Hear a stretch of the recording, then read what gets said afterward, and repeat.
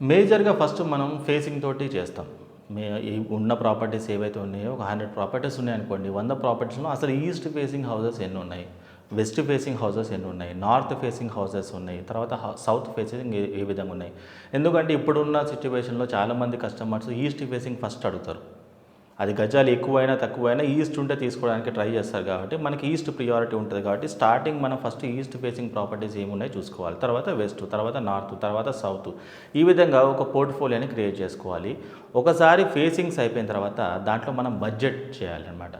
ఇలాగా 50 lakhs budget properties ఎన్ని ఉన్నాయి? 60 lakhs ఎలా ఉన్నాయి? 70 lakhs ఎలా ఉన్నాయి? 80, 90 అప్ టు 1 CR, 1 CR పైన అయితే 1 CR పైన కూడా 10 లక్షల రేంజ్లో మన ప్రాపర్టీస్ని సార్ట్ అవుట్ చేయాల్సి ఉంటుంది. ఎందుకంటే ఎవరైనా కస్టమర్ ఏదైనా ప్రాపర్టీ నచ్చి తన బడ్జెట్లో లేకపోతే ఇంకా పైకి వెళ్తాడు అంటే మ్యాక్సిమం 5 lakhs, 6 lakhsకి వెళ్తారు. కొంతమంది ఒకవేళ 1 CR ప్రాపర్టీ అయితే మ్యాక్సిమం పోతే 10 lakhs పోతారు.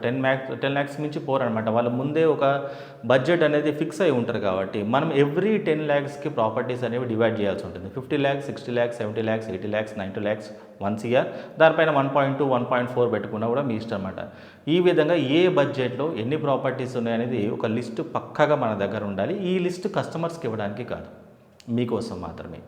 ఏజెంట్ల కోసం మాత్రమే ఈ లిస్ట్ అని క్రియేట్ చేస్తాం. ఎందుకంటే మీరు కస్టమర్స్కి ఎంత ఎక్కువ ప్రాపర్టీస్ చూపిస్తే వాళ్ళు అంత ఎక్కువ కన్ఫ్యూజ్ అవుతారు. సో ఆ రిస్క్ ఉంటుంది కాబట్టి దీంట్లో బెస్ట్ మనం సెలెక్ట్ చేసుకొని ఒక సార్ట్ అవుట్ చేసుకొని ఆ లిస్ట్ మన వరకు మాత్రమే, ఏజెంట్స్ వరకు మాత్రమే క్రియేట్ చేసుకొని దగ్గర పెట్టుకోవాలి.